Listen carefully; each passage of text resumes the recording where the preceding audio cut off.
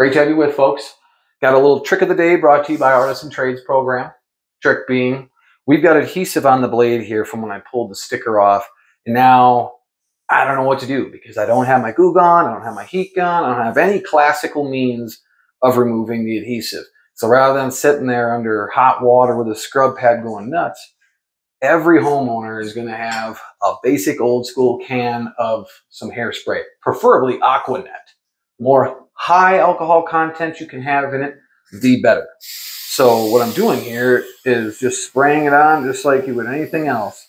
But since it's not really meant for this, you need to give it a little extra sit time.